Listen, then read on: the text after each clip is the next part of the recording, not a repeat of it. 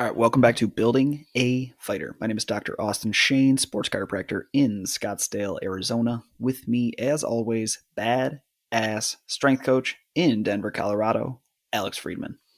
Today, we're going to be talking about how to make the weight room more appealing and more enjoyable for MMA athletes. How do we make MMA fit into the weight room and actually make fighters want to be there when their sport is punching people in the face?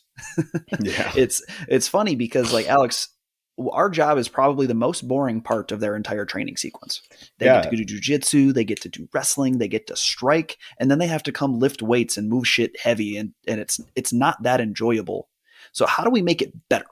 Yeah. And I mean, I think almost every fighter, even a lot of sports, just athletes in general, have this experience. Like the part of sports that excites you is the fast pace and high level decision making and the reaction, action reaction basis, especially in jiu-jitsu, grappling and striking. You're making reads constantly and having to adapt to what you see in front of you. And the most boring part they might do at the gym, let's say, is drilling, right? We're doing the Mm-hmm. same move over and over and over again. And there's traditionally athletes don't like that. But what's the weight room? What do we do in sets and reps of X, Y, and Z for? It's just the exact same thing on repeat, on repeat, on repeat. Make a subtle change, and the athlete's like, it's just the same thing. We're not changing. So it's like, how can we make that monotonous process of steps, reps, controlled exercise this, controlled exercise that, a little more appealing to a mixed martial artist that wants the dynamic sport experience that is having to make constant decisions. And this is something that I go through myself. So it's something I can see a lot of athletes go through where it's like, man, I'm on third set of deadlifts. I don't want to just bilateral deadlift again. This is so Right. basic. Yeah. Um, so one thing I do for that, and we can kind of jump in straight to the methods, I guess, is each set I'll vary the exercise slightly. Like we'll change it out of a different stance. We'll change a different tempo. I'll add a different like perturbation stimulus or something. But each set you go through, like we need 4 sets of deadlift today. Sure. We can make each one of those sets just a little bit different, not different enough to change the stimulus. We can still chase after strength or power or whatever, but different enough to keep the athlete mentally engaged. And then if they're mentally engaged, they're going to get more out of the work because it demands more of their attention, more of their attentional pie. Mm-hmm. No, I break it down to three different topics. Is the first one is exactly what you're talking about, novelty. How can I make this movement that is boring as fuck a little bit more novel to the athlete in front of me? Yeah. The second one's going to be communication. How does what we're doing right now apply to their sport? How does it make them better at their sport? Because the biggest argument I hear about like strength training is how does this make me a better fighter? I don't want to be a weightlifter. So Sure. the communication aspect is huge for making MMA fit into the weight room. And then the last thing is gamifying. How do I make the exercises as fun as possible? How do I change my training? How do I change my programming for maybe instead of 3x3, I'm doing an EMOM that's a little bit more fun, or maybe I have them right in front of somebody else, staring their opponent in the eyes while they're doing this fucking movement. So who can lift more weight? Who can be better? Who and add in that competition aspect, which is just gamification, because Yeah. every MMA athlete, the only way you step into a cage is if you're a savage, right? It's Yep. the only way you're confident enough to step into a cage. So all of them want to compete at all points in time. So, and competition is just a different way to gamify. So those are my big three. It's novelty, communication, and gamification. Yeah, absolutely. And I think we can expand kind of infinitely off of a lot of those. I talked a little bit about the novelty, and we can go more into that, but I want to highlight the competition aspect you said, because if we communicate correctly, each week can be a competition against yourself, right? Like Mm-hmm. if we're lifting heavy, like, all right, last week we did this much. Now compete to see if you can lift a little bit heavier with the same correct form. Or if you have partners or teammates in the workout, even though that may not be as specific to them specifically, we can use that competition to increase motivation, increase outputs, and have them compete head to head. Or even like adding intensity is a competition if you want intensity, right? Mm-hmm. So it's just how can you gear the constraints as a coach to elicit the output that you want, not always through just this athlete's going to understand the importance of doing this biomechanically correct, but in order to have them almost like autonomously or without thinking get the output that you wanted. For sure. I feel like when we talk about competition, every strength coach thinks that you have to make the athletes do the same lift in order for there to be competition, right? You have Right. to, everybody's doing the same lift. It's a team program, yada, yada. I don't have anybody do the same program. Every single person I work with is a semi-private model, which means that everybody's programming is different. Yeah, they might have similar lifts and structures, but nobody's doing the same program. I still have them compete against each other. Like I had yesterday, like my Saturday squad was in. I had like seven. I told Alec, I think I had like 7 or 8 people going at once. That's the most I've ever had, but it just worked. It was one of my favorite days of training I've ever done. Yeah. And I had Tommy McMillan, who's a 135er. That's that dude that I've talked about before that I think is going to be the next big thing at 135. And then I had AJ Reese, he was an Olympic Training Center wrestler. They're doing completely separate lifts. They're at the same time. They are talking shit back and forth to each other. Tommy's doing sandbell punches and sandbell throws. AJ's doing the air bike and inertia wave. Tommy walks over to him right after he just got his ass beat by these sandbell punches. He's like, "What the fuck are you doing? Why are you going so slow? Pick it the fuck up." And AJ literally looks at him. He's like, "Shut the fuck up." And they're competing. They're talking shit. They're going back and forth. They don't even train at the same gym. Tommy's at the lab and AJ's at Fight Ready. They're supposed to hate each other. Like those gyms don't like each other. And they're in that facility. They're in my facility. They're busting their ass and they're competing against each other, even though they're not doing the same lifts. Because the only way you need to compete is through intensity. You don't necessarily have to be doing the same thing to compete. The intensity is how you compete. Are you 100% in? Yes or no? And if you're not 100% in, one of my guys is going to talk shit to you until you fucking are. And that's how I like that competition mindset. That's how I like my athletes to grow, because that's how you build a culture of growing together. Yeah. I like the stimulus too. Like intensity can be a definite way to compete, but I don't think it's the only way to compete too, right? We can compete with like technicality For or sure. compete in like cleanliness of the rep. Like I've had a lot of athletes, some young gun athlete will jump on the Vertimax or doing vertical jumps and he's like, "Ah man, look at that."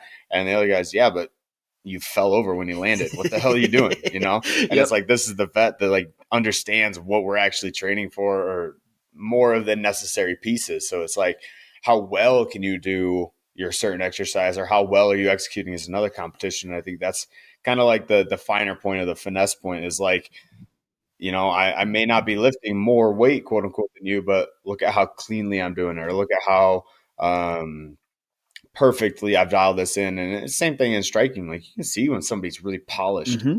they look technically perfect, even though they're not throwing with a lot of heat. Well, and that's a cool part as a coach, because that means your athlete knows what proper form is. If they Right. walk over it, like I've talked before, I'm very specific about my pull-ups. I like lumbar neutral pull-ups because I think it's a trunk exercise, not just a back exercise. It's Right. more applicable that way. I've had my athletes, somebody's doing a pull up, like one of my big boxers is doing a pull up, a big heavyweight guy, and same Tommy kid, he just talks all that shit. And then I got another You boxer got named, one talker in your gym, huh? well, I got a bunch, but another guy named Paul. That dude can talk all that shit. And Paul and Adam, this boxer, train at the same time. Adam's doing these pull ups, but he's dipping his back into neutral. Paul goes over into lumbar extension. Paul Mm-hmm. goes over, smacks him on the back. He's like, "What the fuck is that?" He's like, "Flatten that back out." And Adam immediately like flattens it out. But that's because I was so proud at that moment, because I wasn't in the room. Yeah. Like I was working on an athlete in my treatment room, and I Yeah. heard all this happen. I looked at it I could see it through the mirror, everything happening. And that was Paul. Just immediately, he knew what I wanted out of that exercise, and he's going to talk shit on the form until another athlete in there does it right. Yeah. And to me at least, that's a successful culture, because if you have everybody talking shit, not just on intensity, but on correct form, on everything included in it, and everybody understands what they should be going after, that's how you step everybody's game up. That's how everybody grows together, because there's no off reps then. If No, somebody's willing absolutely. to call somebody out and willing to say, "Hey, motherfucker, like do this right," then the other person's going to do that to them if they see them doing something wrong. No, absolutely. And yeah, it's evidence of a correct culture, but it's also funny to see with the cues that your athletes can get away with that you Yeah, can't get away with, right? Like, you can't just smack, you could, quote unquote, I but 100% do. yeah, right.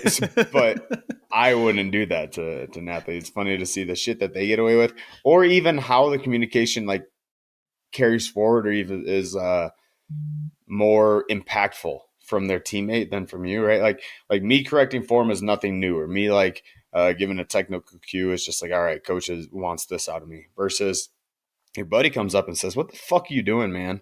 Like you're gonna kick it into gear because you're like, "Oh man, he's elevated. He's really paying attention to this stuff. He's getting more out of it. So now I'm going to." So that is exactly what you said, an indication of a successful culture. Once we get competition, but like healthy competition in the weight room, not just, ego lifting or I can lift more than you, but I'm going to work harder at this and do my job better than you're going to do your job. I think that's the finer point.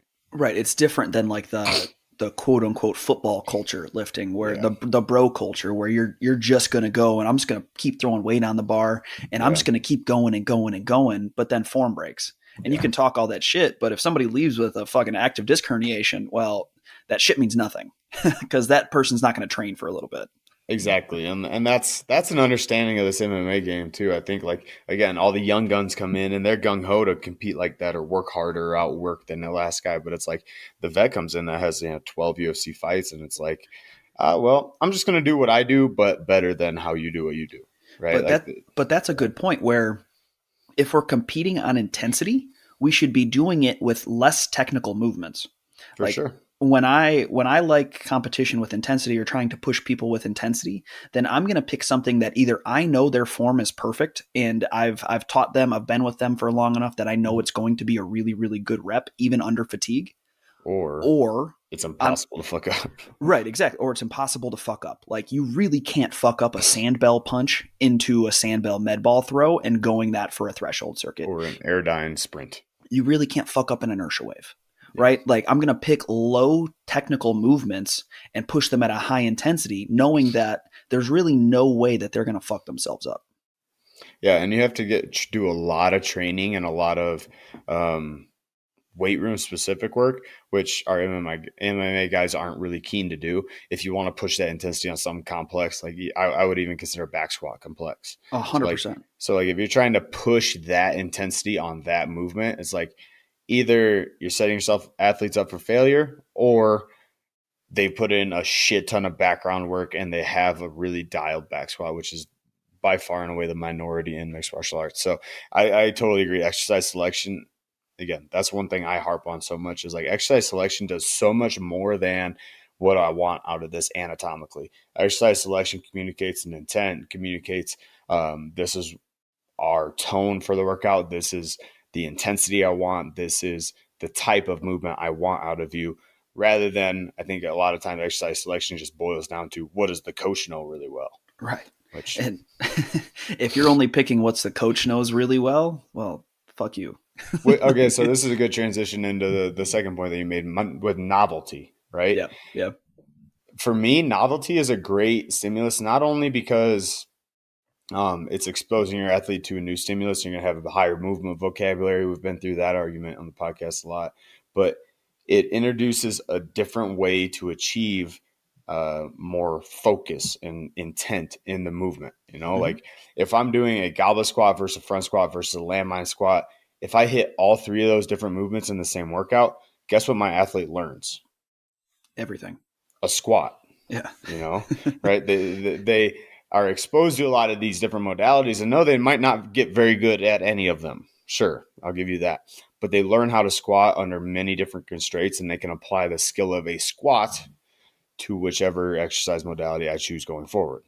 Well, what's cool is it's what is the purpose of a squat at the end of the day? Is it am I trying to make a better squatter? Yes or no? I mean, for powerlifting, maybe, Yeah. but for my MMA athlete, I'm trying to teach them a trunk bracing strategy through a vertical strength movement. That's what I'm doing.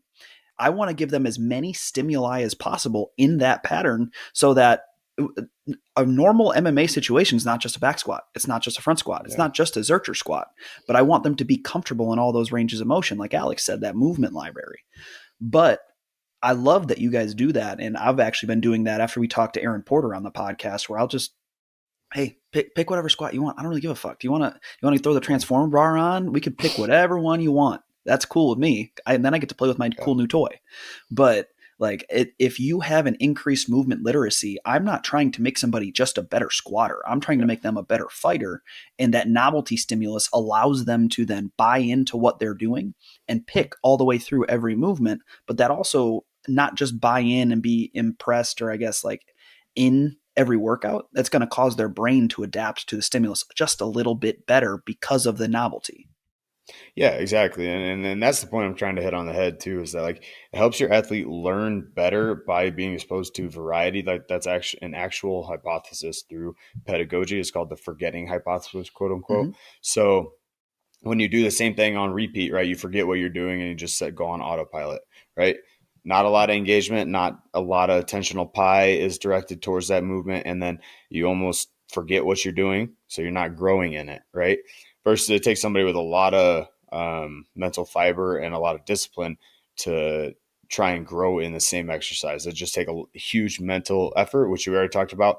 MMA athletes aren't willing to afford in the weight room, quote Mm-hmm. unquote. So when I change stimulus, I give them a different type of squat. They're forced, the constraints make them pay more attention to what they're doing because what they're doing is more challenging. Mm-hmm. So we're getting more bang for our buck per rep because the athlete has to mentally troubleshoot it every time versus just go on autopilot. Oh, this is another set. Yep. And I will preface that it's all contextual, right? Like Oh, yeah, I was maybe just about to say that. As you like, go later in camp, yeah, I'm not going to do that because exactly. I don't want them to spend that mental energy on trying to figure that out. I'm going to take less of their, Mm-hmm. I guess it sounds terrible to say it like this, but I'm going to take less of their freedom away, or Yeah, more, I guess more of their freedom away, so that they don't have to think as much, because they're at that point, they're just there to accomplish one goal, which is beat the fuck out of that person on that fight exactly. date. So I Yeah, don't need them thinking about that. when you're 2 weeks out, I don't need you to troubleshoot a squat every Mm-hmm. set. You know, when you're 2 weeks out, let's check the boxes. Let's hit what we need to in the weight room, but I want you focused on winning a fight. 100%. So yeah, all contextual based. Or the other context too is like an athlete's injury history or anatomical advantages, right? Like if somebody is very, what's the right word? Contraindicated for a landmine squat, then Yep. I'm not going to do it. You know, just Right. that's just not really an available pattern. So I'll let you choose out of these different things. But the novelty enhances learning outcomes, forces more attention and more intent into each rep, which is again great. And it just keeps it fresh for the athlete. Like that's more interesting straight up, you know, Right. and I don't have to explain, oh, I'm giving you a novelty stimulus every rep. It's just like, hey, we're going over here now. Now we're doing this. Now we're doing that. And that's a lot more engaging. At least I would enjoy that workout more than the standard. All right, goblet squat, 4 sets of 8. See you in 10 minutes. Right. Right. I will say though, preface everything like you said contextually. Sometimes coaches take this novelty thing to the extreme, Sure. where at the end of the day, the said principle still applies. You have to impose, you still have to impose the demands that you're trying to get. Not, you can't just do novelty for novelty's sake. Yeah, and the way I go with that too is like you have to keep the main thing, Mm-hmm. right? Like we can use novelty as an ancillary focus of our workout or a good theme, but like if my main thing is, let's say, to get my athletes' strength speed up, and we've chosen a clean exercise for that, not I'm sorry, novelty does not help your athlete clean more weight. Like No, it's it does just not. right. So if we're talking about a highly technical movement or a highly defined end goal with your athlete, like you have to practice that move, you have to practice that skill. Mm-hmm. So keep the main thing, but novelty is a good tool when and if you select to use it. Right. And then like progressing forward to the last point I was kind of talking about would be gamifying things, Yeah, and trying to figure out, how do I make lifting weights, which is a very monotonous task, fun. yeah, And it's not just novelty, it's adding in different constraints like you're saying. Like I don't, granted not everybody has the space, but I'm moving into a new space where I have where I have a lot bigger facility. There's spike ball there. I'm not mm-hmm. gonna have my guys just warm up with fucking like hip hovers and shit like that anymore. I'm gonna have, if I'm running a group of 4, I'm gonna let them play spike ball. There's enough space to do that. So if you have these different, I guess, availabilities, add in games, add in different tasks, add in like, hey, if there's 4 people, they don't have to be doing the same lifts, but I'm gonna rank all of you on an intensity standpoint. If you're not intense, whoever wins you get a prize at the end or some shit Yeah. like that, or you're going to do this, this, and this, or maybe you're going to be the one that I put up on the Instagram post for the day. Some shit like that that makes them push harder. That is just gamification in and of itself.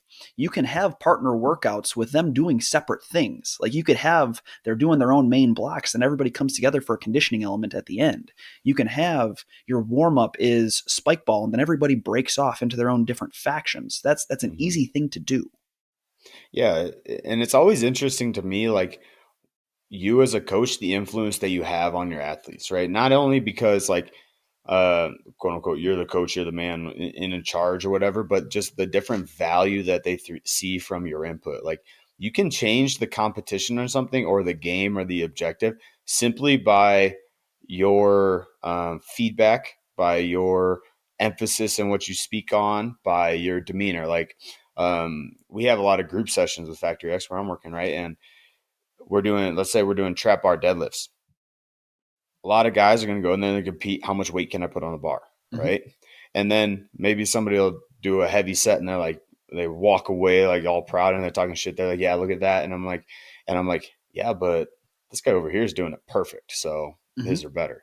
Right. And if that just simply that comment can check a little bit of ego, or No, even and like I then said, you go up to the guy that did it perfect, and he thinks he did it all good, and he's like, "Well, yeah, look at that guy. He just lifted all that fucking weight." exactly. Like, you got to throw it back in their face. Like, what you emphasize as a coach in the moment is going to lead the competition or the shit talking, because, like it or not, as a coach, you're a leader in the group. So simply speaking to that, will shift a little bit of your athlete's mentality or what you pay attention to. Like, you know, knowing your athletes. Some athletes are show ponies and they want the attention. Other Mm-hmm. athletes want to put their head down and do the work and don't want a lot of talk around them. So it's like, they will understand what you value based on your behaviors. And then once they understand what the value that you value as a coach, it's almost inherent that they're going to compete for that versus compete for what they think is quote unquote cool.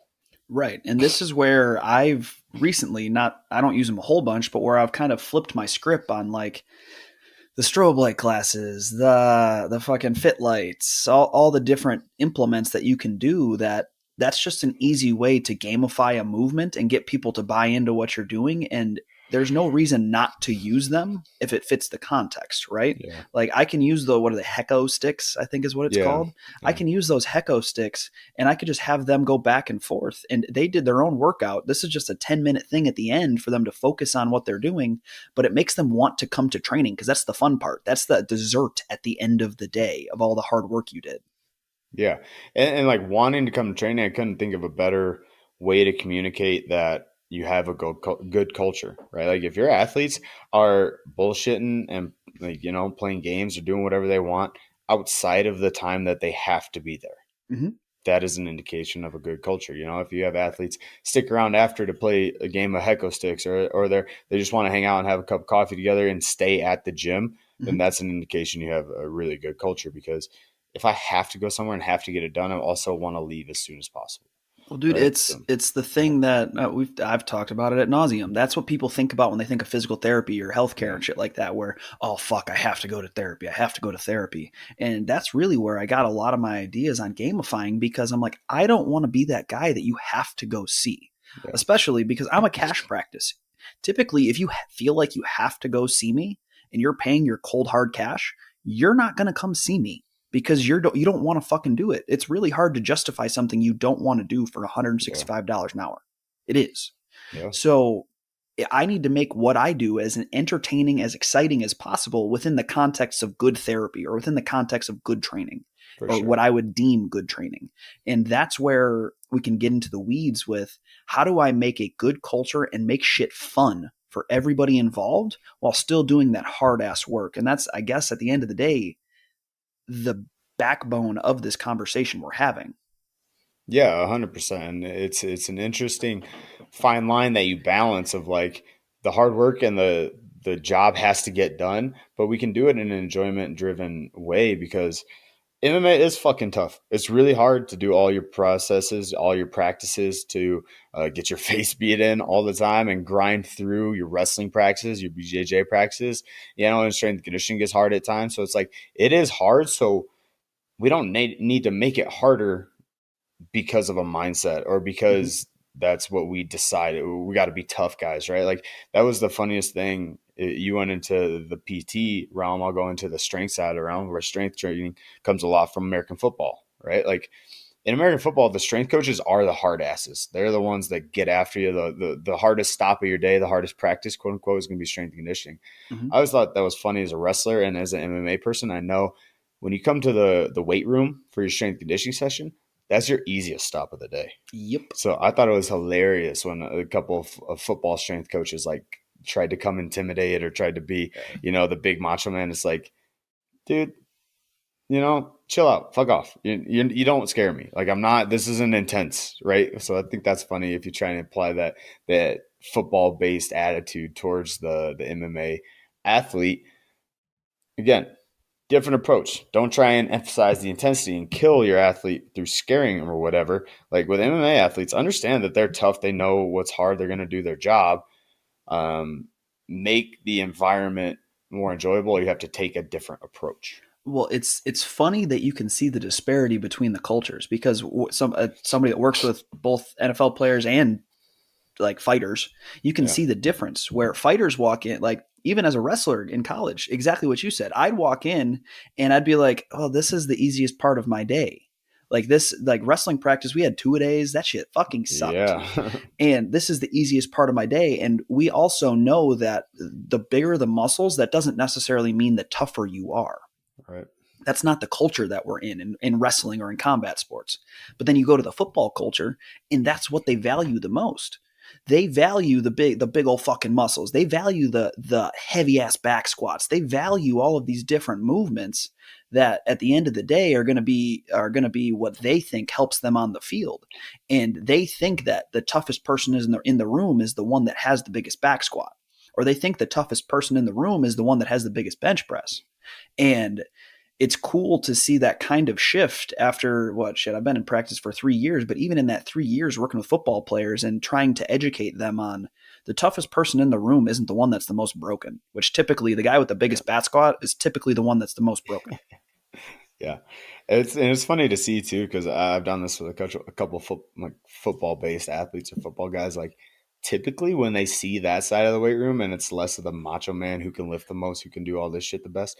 When they see this and truly understand it, they like that approach more. They want 100% every they single want time. yeah they want the optimal for themselves. They want to be able to chill out and relax. They want to be able to put the specific work in and understand the specific outcomes rather than just the blanket work fucking hard or else. Right. Like The big threes. which is literally. I mean, I'm gonna bite my tongue a little bit, but football strength and conditioning is not my favorite environment. And I see that all the time. It's like work hard or else.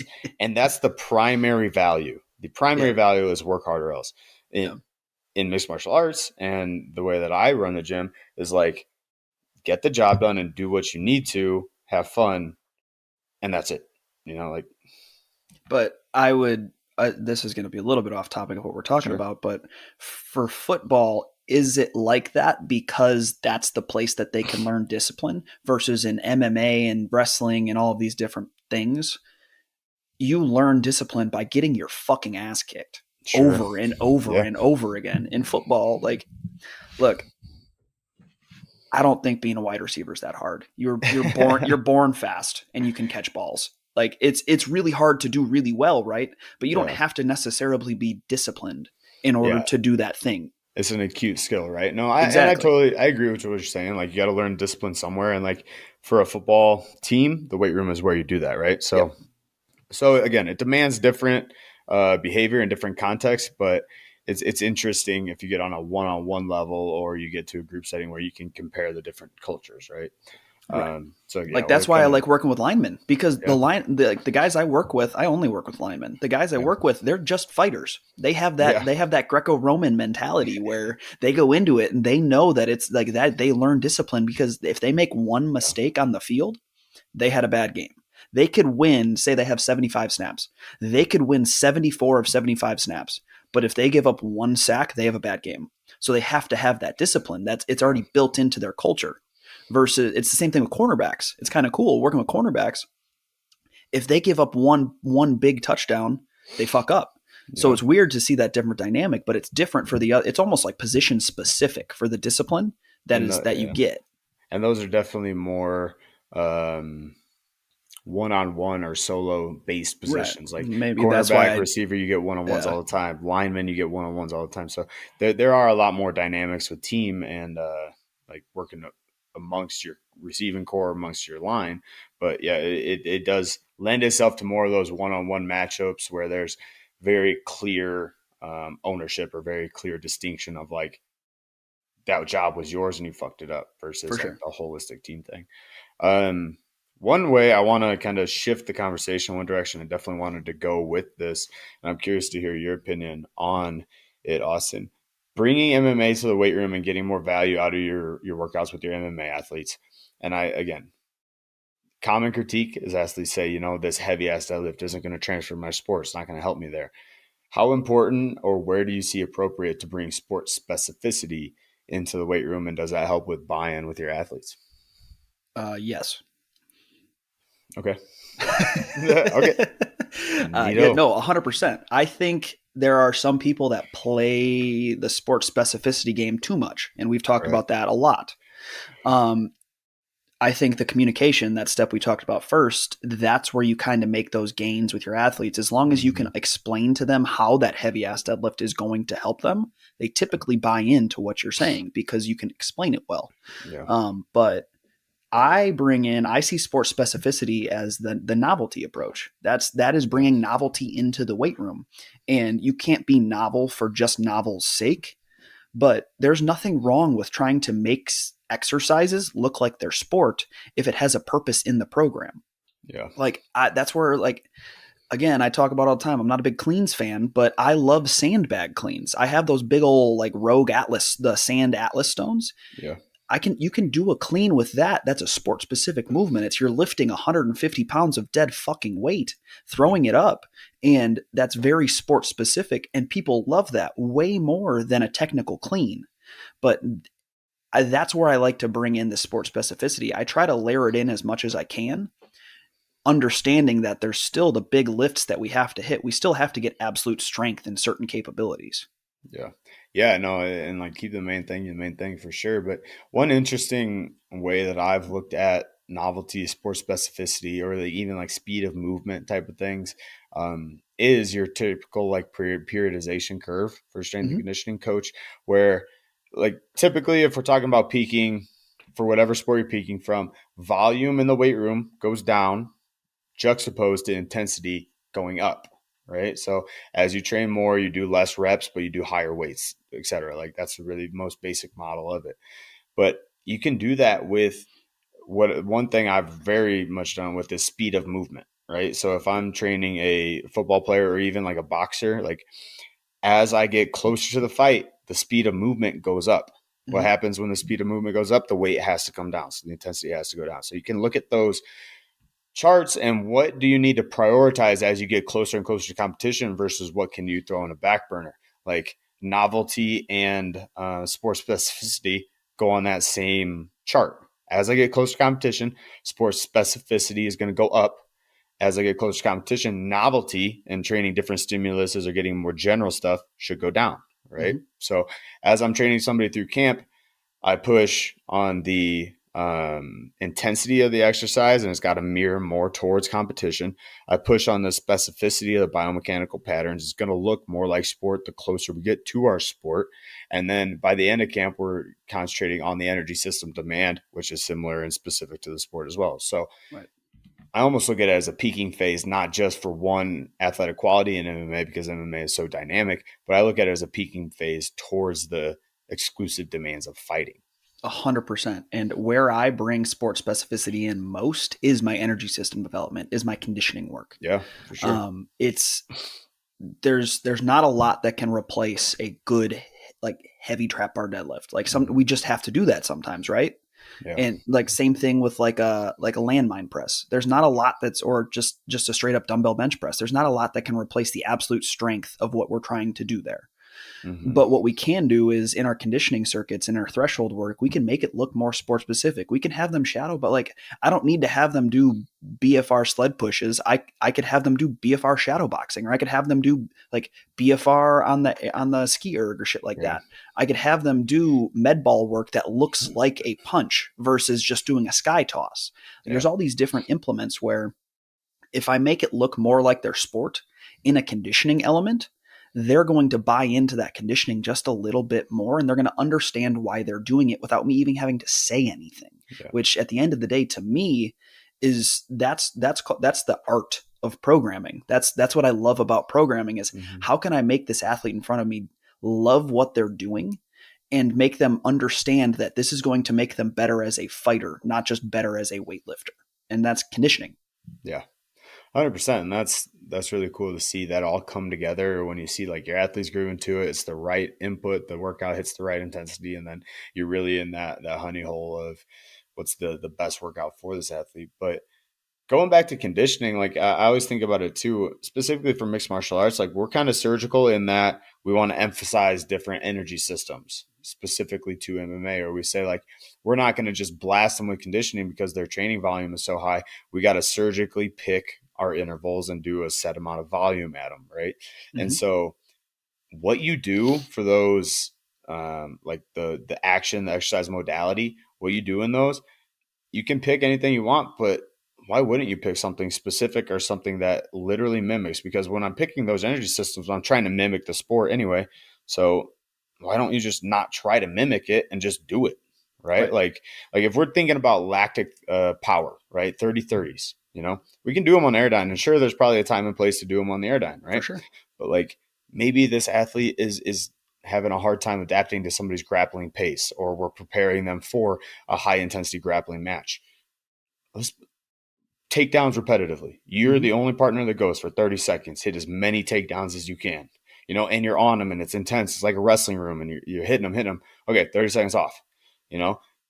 And in this context, I would take 30 seconds completely off. I wouldn't have your partner go because it Right. actually takes a lot of energy to get taken down, but Yes. which is funny. But 30 seconds doing nothing. Okay. Now we're back to 30 seconds. Get as many double legs in this 30 seconds as you possibly can, which makes it really valuable to have mats, to have sport specific equipment in the weight room, which is only going to further your athletes want to be at the weight room. Because as much as they may not want to go to training because it's mats, it's bags, it's partners, it's gloves, it's this or that, they see that shit in the weight room, and that's cool. Like, you'll never get an athlete that's more excited to be in a weight room when they see a heavy bag, when they see wrestling mats in the weight room, when they see, it's another outward indicator of we're preparing you to be a better fighter versus we're a weight room, come do what we do Right. instead of do what Exactly. you do. Like I do, like talking about med ball stuff. Like I just don't have everything because I have a smaller facility right now. When I get to the Mm-hmm. big facility, I Budgets are can't. real. Well, space is real. Like Yeah. storage is real.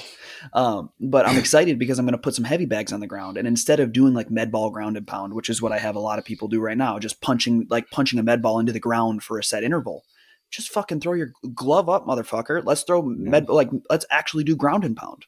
Like that's one of the best ways. Like when I go to fight ready after sparring, like and maybe we'll do a little conditioning there as like at an end of a circuit for a couple of my guys. It's so much cooler to see them understand the conditioning element when I say you don't just have to hit the bag. Like let's be surgical about this. Let's do 15 seconds on as Mm-hmm. hard as you fucking can, and then take a minute off or take a minute 30 off to let everything recoup, and then we go back and forth. And then they start to understand like, oh, I don't just have to go 100% all the time. I need Yeah. to learn a pace, or maybe I need to be a Amen. little bit surgical with how I do something. And that's the coolest thing is if I can bring the conditioning elements into sports, not even just sport specific training, sport specific practice, like going to the fight gym and Mm-hmm. showing them how I can apply the conditioning knowledge on a bag work or on ground and pound work or on wrestling. That's where the biggest translation occurs. That's where the Yeah. transitive property happens.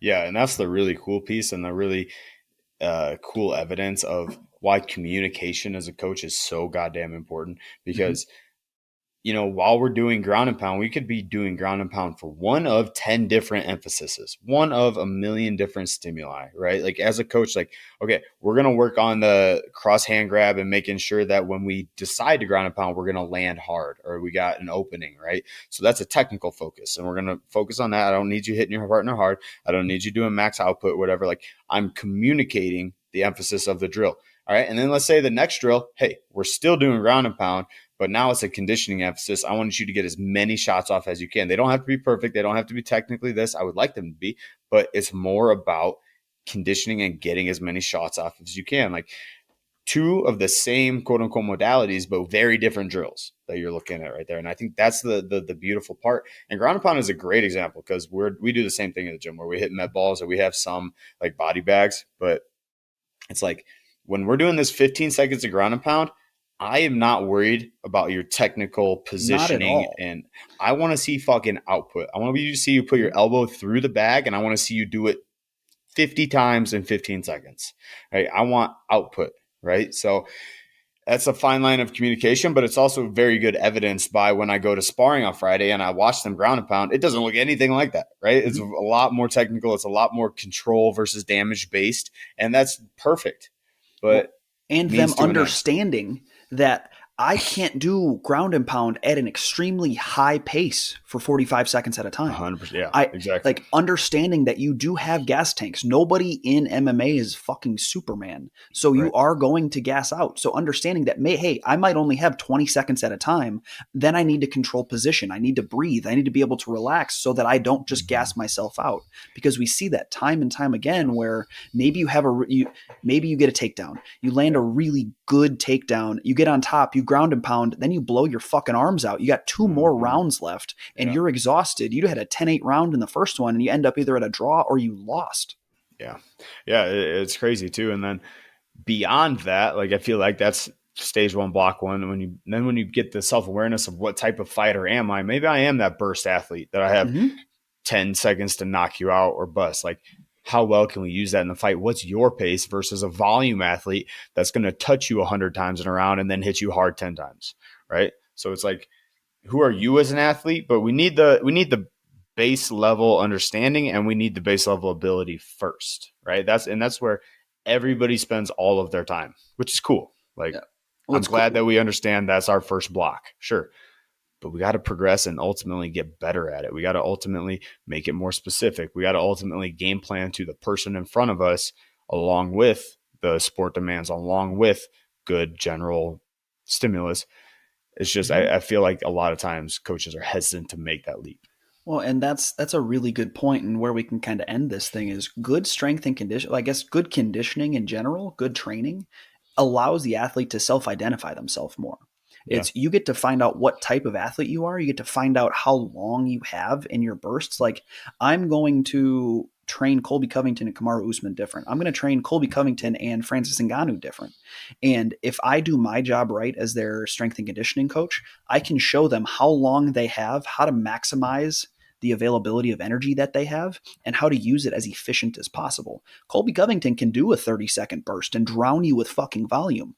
Francis Ngannou cannot. No. He is going to be toasted. Like we saw it yesterday was Alex Pahea and Israel Adesanya, two very amazing strikers, but very different Very strikers. different. And they are self-identifiable. They understand exactly what they do and what they do well.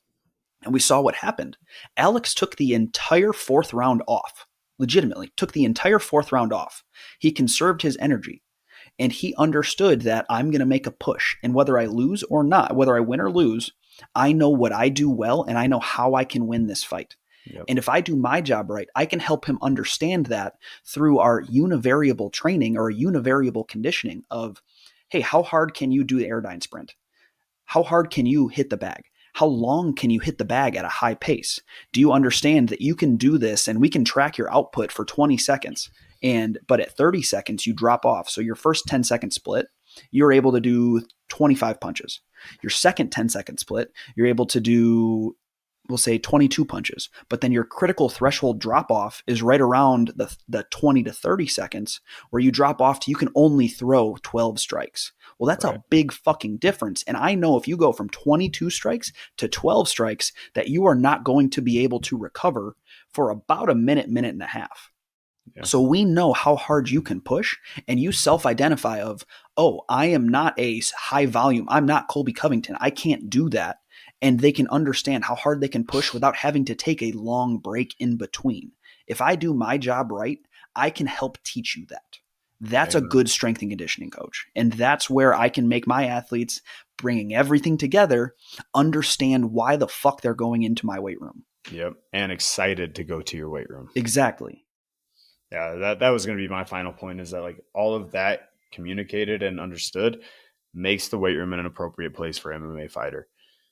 Not lifting heavy trying to max out. That doesn't make the weight room appropriate for an MMA fighter. Nope. It's sometimes necessary, but that's not what makes people excited.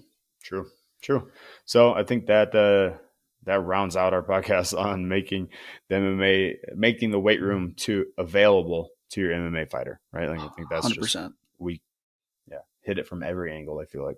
Well, y'all, if you guys got to get in touch with us, you want to call us idiots, you think that we don't know what we're talking about, all of our information is in the show notes, both Instagram handles and emails. Email's probably best. That's the one I check a little bit more. If you want programs, we are trying to push this. We have programs available. Hit us up. So we have team programs, individual programs, and preset programs for the more price available situation. So we have, I think, 7 available programs and a low back course that if you have any questions, hit us up or go to buildingafighter.com to then go there and purchase those programs. This is Dr. Austin Shane. Alex Friedman. And we are out.